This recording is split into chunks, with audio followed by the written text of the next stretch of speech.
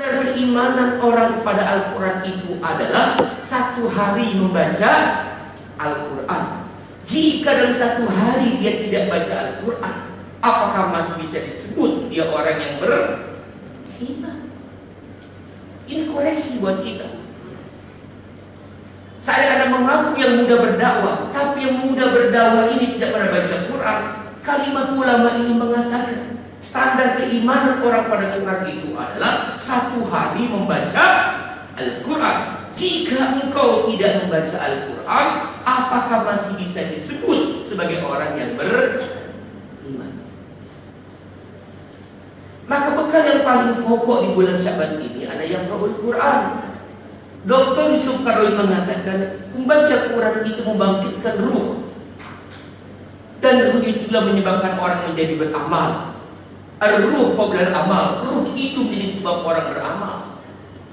Ketika berhimpun ruh yang hebat dengan Al-Quran, mulai muncul semangat untuk puasa Senin Kamis, mulai semangat sholat di malam hari, karena menghidupkan amal itu lantaran Quran menghidupkan ruh menghidupkan amal. Maka muncullah orang-orang yang prepare Ramadannya. Ya Allah, sejak Rajab di salat malam, sejak Rajab puasa Senin Kamis, sejak Rajab di mengkodok puasanya, alhamdulillah. Tapi kalau orang tidak pernah membekali dengan Al-Quran, kalaupun dia sholat malamnya bermalas-malas. Kalaupun dia puasa Kamis sekedar latihan berpuasa agar nanti satu Ramadan tenggorokan siap haus, perut siap lapar. Dibiasa 2 bulan berpuasa Senin Kamis, pas Ramadan biasa. Kambing so ini laisa minhum. Ada apa hadisnya? Kambing so ini laisa minhum ilal ju' wal atas. Banyak di antara orang berpuasa itu hanya dapat lapar dan dahaga. Makanya adanya berbagi. Persiapan Ramadan yang paling indah dan benar itu adalah yang perlu Quran. Mempersiapkan Al-Quran. Lantaran Al-Quran inilah kemudian ruh ini menjadi hidup. Ketika ruh ini hidup, maka bertebarlah amal-amal yang soleh sebelum datangnya Ramadan. Makanya Mbak, kalau kita ngaji tergantung kadar keimanannya. Kalau ngaji kita imannya lagi benar-benar ulaika humul mu'minuna haqqa, pasti ngajinya antusias, telinganya mendengar, hatinya menyimak, pikirannya merasa. Lalu bak dan ngaji dikatakan aku harus berubah, aku harus hijrah, ada amal terbaik yang harus kubuat pada pengajian. Itu orang yang imannya sungguh-sungguh dalam mengaji. Jangan sampai iman Anda menjadi penyakit 3S kalau orang ngaji. Apa 3S-nya? Senderan, sindiran, sabu-sabu. Ngaji itu paling enak sambil nyender. Ketemu tiang nyender, ketemu tembok, ketemu teman gemuk. Memang paling enak kalau ngaji itu sambil. Yang kedua, ngaji itu paling suka gak usah pakai kitab. Udah kayak ngaji biasa di kuping. Maunya disindir, gak mau dibilang dosa, maksiat. So tau, emang tafsir lo. Mau disindir, Mbak. Wajah Mbak ibarat rembulan yang indah. Ya Allah. Tapi kalau dekat, maksudnya 3 bulan, dari dekat bolong-bolong, disindir. Yang ketiga sabu-sabu, satu buta, satu budak. Mata diberi mata melihat ustaz, kuping dan ceramah ustaz, ditanya apa kesimpulan ceramah ustaz Agus? Wallahu a'lam bishawab. Jadi pertemuan yang kumpul di komunitas orang-orang berdakwah, kumpul senang, kumpul baru cipika-cipika, foto-foto, ngaji mending jadi tiket surga.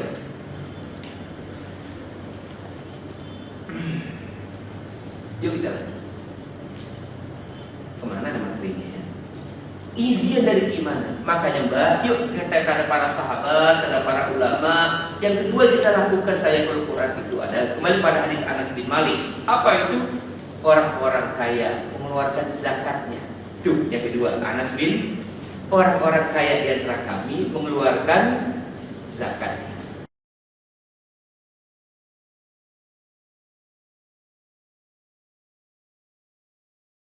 di bulan Sya'ban agar orang miskin itu menjadi kuat di bulan suci.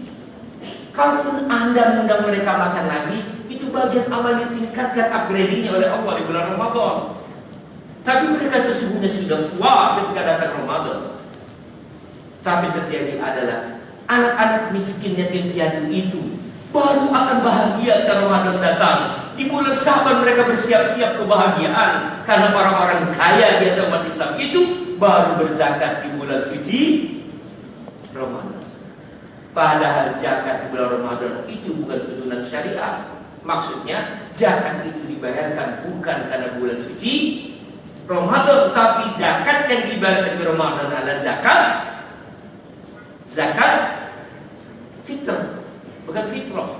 Kalau fitrah itu pakai tak marbuto, fa, to, ro, tak marbuto, itu ada suci. Tapi dalam hadis Nabi dia menyebut zakat fitrah.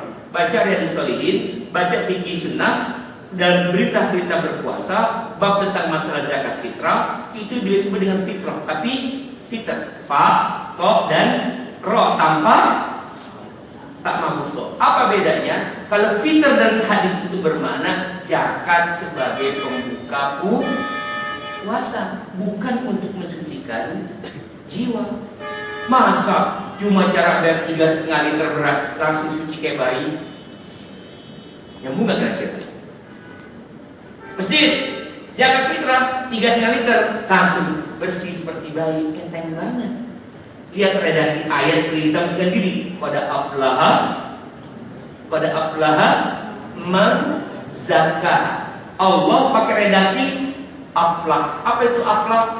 Pekerjaan yang berawal dari sebuah kerja lelah sampai kerja lelah dan berujung kejayaan, itu namanya aflah. Artinya perbuatan mensucikan jiwa itu pekerjaan yang melelahkan. Buktinya apa? Anda kalau berbuat dosa langsung tobat nggak? Misalkan nih, gimana kawan? Kita bareng ngaji yuk. Iya, nggak boleh bareng murid apa-apa. Kau bertiga saya sendiri, nggak apa-apa kan ada muridnya. Bertemu cinta di komunitas dakwah.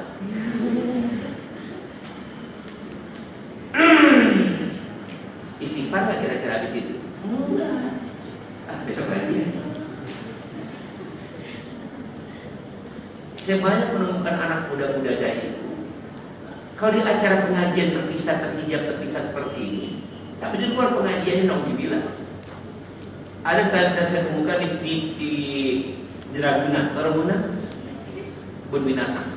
Anak saya 6. Kami punya kebiasaan kalau jalan wisata hari kerja. Apa sebabnya? Nggak ramai. Sepi. Kalau hari libur, wih, krodi. Kami waktu itu ke Ragunan di hari Senin. Tiba-tiba saya melihat ada 2 dai yang muda. Ya Allah, udah nikah dia. Ya Allah, nggak bilang orang nikah. Konsultasi baru nikah. Dan apa-apa. Udah di sini saya bilang, misalnya dia ke tempat angsa, dia tuh anak-anak sama nemuin dia dulu nih. Saya samperin, itu buat terpisah, kayak seperti laut terpisah pada rasa Musa. Ini kok terpisah? Saya tanya, cinta atau orang? Saya bilang kiai, harus bilang Ustaz, ya, cinta lagi. Dan nikah belum Ustaz. Itu siapa? Adik saya Ustaz. Oh, adik. Mau kemana tuh adek? Ustaz berwailan. Lah, coret di sana. Baru ketahuan. Ngerti maksudnya? Kalau kalian berbuat dosa, bertobatkah segera? Karena menunda taubat. Apa artinya? Pensucian itu perkara yang berat. Maka mana mungkin orang beri beras 3,5 liter langsung lahir seperti bayi, mimpi di siang bolong. Makanya bukan zakat fitrah, tapi zakat fitrah. Apa itu? Zakat sebagai sebab kita berbuka puasa di hari raya Idul Fitri. Karena tujuan zakat fitrah itu agar orang-orang miskin berbahagia di hari raya Idul Fitri. Itu zakat fitrah, bukan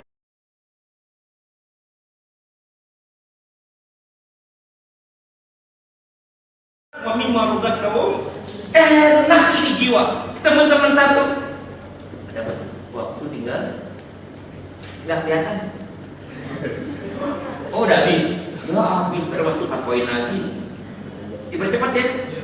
Yang ketiga, Yang ketiga persiapan yang dapat adalah yang ketiga kasratul istighfar. Mulai banyak minta ampun pada Allah Subhanahu wa taala. Ya tadi perbuatan dosa itu berat taubat.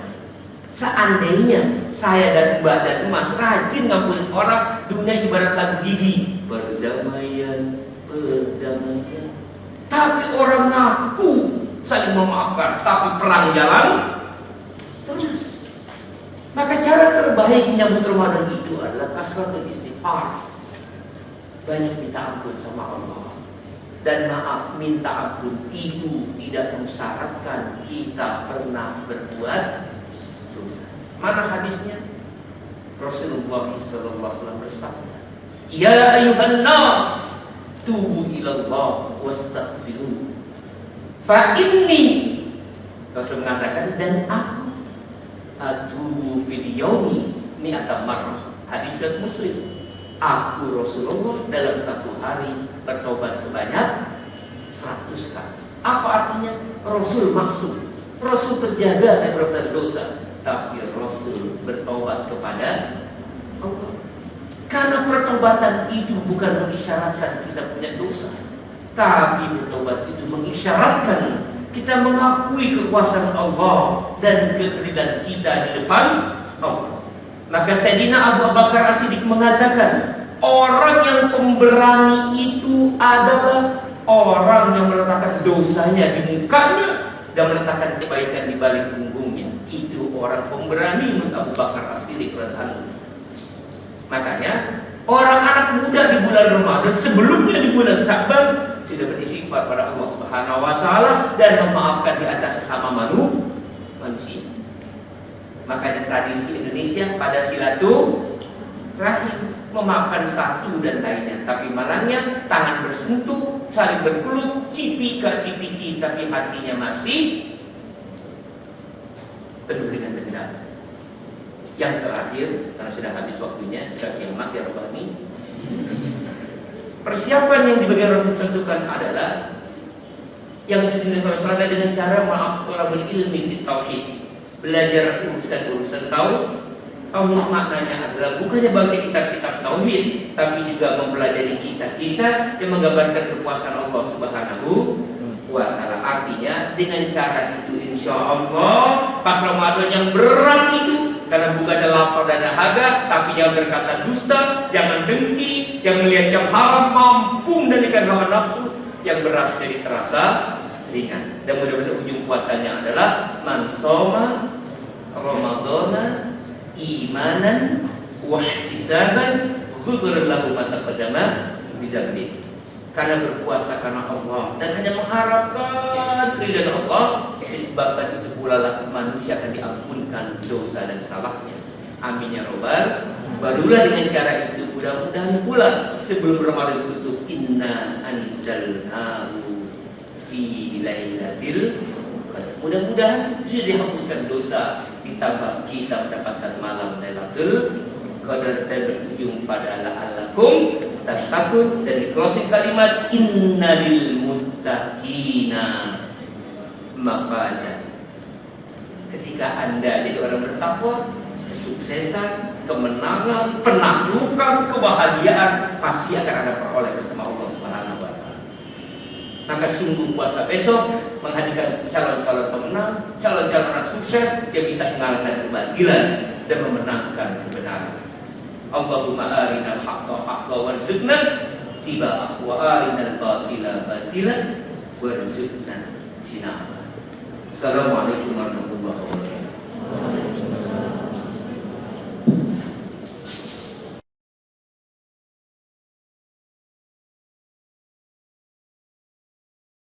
Jelaskan, berarti Bapak Beras merumpitan gosip sama aja itu gosip juga. Maka ini dia ngomongin dikit. Tapi prinsip saya saran pertama adalah Mbak pahami lagi fikih dulu. Maksudnya adalah ilmu itu buat kita tenang. Makanya yang dimaksud dengan wudu itu dengan mulut, lubang itu apa? Sehingga jadi mudah mengerti tentang batasan-batasan wudu. Itu pertama. Saran saya kedua adalah nanti dipelajari lagi tentang hal-hal yang membatalkan puasa, termasuk persoalan persoalan tentang masuknya wudu ketika di mulut dan lubang-lubang itu. Nah, kalau pendapat saya, jadi dari saran saya pada fikih wudu, yang kedua adalah memahami fikih yang membatalkan puasa. Bagaimana kalau kita sedang Ramadan berwudu? Bahasa saya berbulas bagaimana kita berwudu. Saya tanya, apakah wudu itu menelan air ketika berkumur? Tidak. Makanya dalam bahasa para ulama, kalau kita punya kesanggupan menahan agar air itu tidak masuk ke lubang batas haramnya puasa, maka boleh kita berkumur. Kalau kita sanggup menahan masuknya sampai batas haramnya berpuasa, makanya silakan kalau Anda mampu kumur. Tapi itu dia dalam bahasanya berhati-hati bagi yang tidak mampu. Maka kemudian ulama memakruhkan ketika di bulan puasa membasuh kumur, tapi cukup dengan hanya sekedar membasuhnya. Saya sisi melarang mulut. Lucu juga. Padahal maaf, kan dalam wudhu itu ada yang sunnah, ada yang wajib. Basuh mulut sunnah, wajib. Mengkumur mulut wajib, sunnah. Ulangi, dalam gerakan-gerakan wudhu ada yang wajib, ada yang sunnah. Mulut wajib, sunnah. Sunnah. Maka jadi perdebatan kalau Anda kumur sekalipun. Ngerti maksudnya? Jadi tinggal tangan. Yang wajib-wajib aja tangan, muka, kepala, kaki yang wajib-wajib saja. Jadi itu sudah disebut dengan wudu. Makanya kalau kita kasih wudu lama betul. Ya Allah, sampai kuku bersih.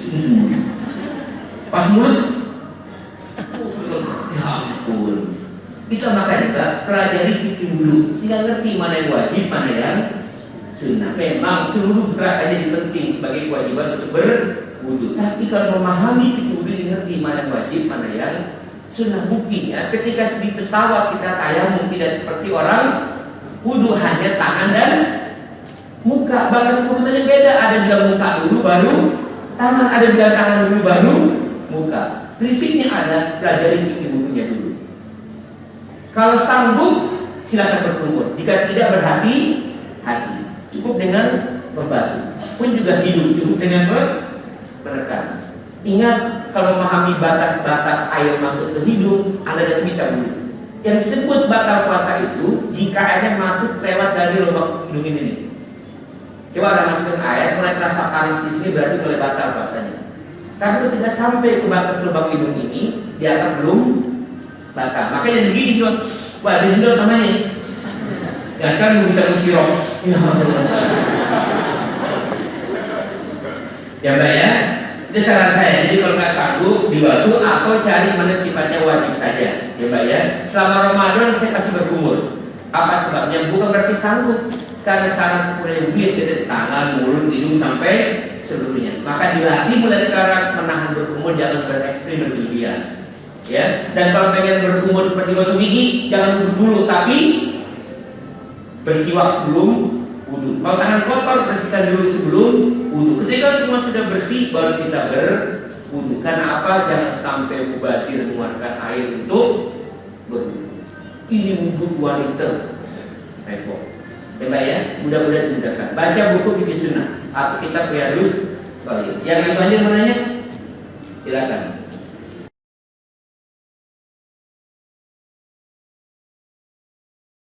Bagaimana menjaga iman agar imannya terjaga baik? Sebagaimana hadis Nabi, al-imanu yazid wa yanqus. Yazid dalam kondisi takwa. Takwa dalam makna bukan tujuan puasa. Senantiasa menimbulkan rasa takut pada Allah Subhanahu wa taala. Khasyah. Lalu menurun pada saat bermaksiat. Maka amal-amal selama Ramadan itu adalah amal-amal yang meningkatkan dan menjaga iman itu, yaitu amal-amal menunjukkan rasa takut kepada Allah. Yang pertama, jika itu ibadah, perbanyak ibadah-ibadah wajib. Yang kedua, jika itu persahabatan, bertemanlah dengan orang-orang yang juga takut kepada Allah. Yang ketiga, jika itu bi'ah atau lingkungan, berhimpunlah bersama orang yang suka dengan bi'ah orang baik.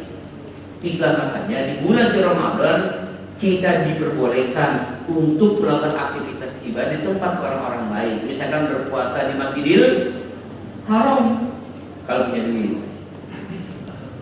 Atau rajin itikaf di dalam masjid. Kalau emas berpuasa di rumah repot. Setengah 4 udah ada film lawak. Lagi maghrib sinetron. Mau sholat tarawih Dude Herlino. Mau tidur kiamat sudah dekat. Menjelang buka datang dari Mizwa, para pencari Tuhan ke-11. Jam 5-nya 3 apa tuh? 3 yang mencari surga, mengejar ampun Islam. Makanya kalau ingin berawat terjaga, sementara TV-nya dikontrol pemakaiannya, jangan dijual. Banyak manfaat TV, video Islam, video perang Islam, banyak manfaat TV. Yang penting dikontrol oleh kita, bukan dikontrol oleh TV-nya. Makanya Mas, itulah kalau ibadah yang wajib ditingkatin. Yang kedua adalah jika persahabatan dengan temannya sama-sama takut sama Allah, ini komunitas dakwah. Lalu yang ketiga, jika bid'ah, cari lingkungannya baik, yaitu di masjid. Itulah sebabnya orang-orang ketika Ramadan hidupnya bukan hidup di rumah, tapi hidupnya di masjid. Dan apabila Rasul menyunahkan di hari terakhir sebelum Ramadan, dulu awalnya Mas, itikaf itu dari awal sampai Ramadan, tapi kemudian berubah hanya 10 hari Ramadan seiring datangnya malam Lailatul Qadar. Yang berada manfaatnya nanti silakan Anda baca fikih puasa, karena ulama-ulama yang Anda anggap ulama itu baik buat kalian. Karena fikih puasa banyak. Kalau saya bacaannya fikih sunnah saya sabit. Fikih sunnah fikih puasanya Dr. Yusuf Kordowi, dan fikih puasanya kitab-kitab yang lainnya. Intinya adalah mudah-mudahan semuanya itu menuju pada ahli sunnah wal jamaah. Selama kita taat kepada Allah, lalu tidak berukhuwah di antara kita dan saling memahami satu dengan yang lainnya, kita mencari kebenaran, tapi kita tidak perlu mengatakan yang paling benar. Mudah-mudahan manfaatnya, mudah-mudahan komunitas benar-benar semakin kencang, dan tunjukkan pada saya dan umat, kalian anak muda, ngajinya harus tadi aura yang kelihatan energinya, semangat anak muda senyum mengaji. Makanya MC-nya harus mengeluarkan semangat nih biar pada ngaji benar-benar muda. Mudah-mudahan kalau saya diundang lagi wajahnya pada berubah. Apa maknanya energiknya kelihatan? Saya jadi dua energi, umur saya baru 37. Ya 15 tahun yang lalu. Assalamualaikum warahmatullahi wabarakatuh.